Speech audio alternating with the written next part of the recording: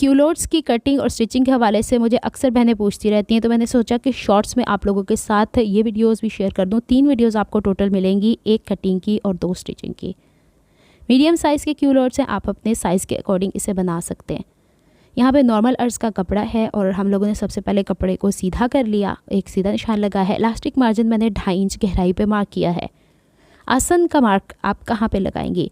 अपने body size से hip का उभार जहाँ पे सबसे ज़्यादा होता है उसको मेजर करें। उसके चौथे हिस्से में आपने 1/2 इंच ऐड करना है, मेरे केस में 10.5 इंच है। इलास्टिक का मार्जिन आपने जहाँ पे इलास्टिक की गहराई 2.5 इंच मार्क की है, वहाँ से लेके आपने नीचे तक अपने ट्राउज़र्स की लेंथ लेनी है। मेरे केस में 36 इंचज़ है।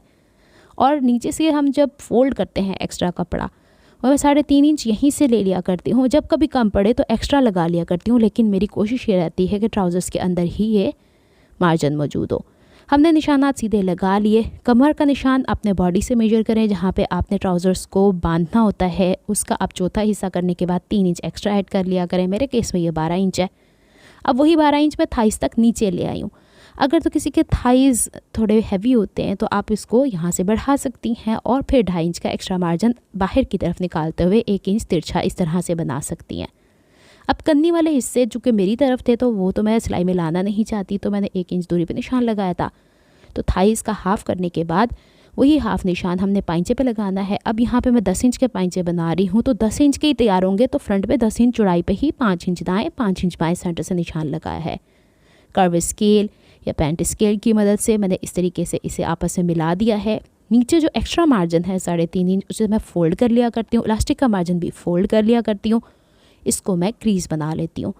फिर इसके बाद जब ये कटिंग होती है ना, तो ऊपर की तरफ जब इलास्टिक बैंड लगेगा, आगे की वीडियोस में आप देखेंगे, या बॉटम से हम पाइंचा फ़ोल्ड करेंगे, अगली वीडियो में आप देखेंगे, तो कपड़ा कम ज़्यादा नहीं होता।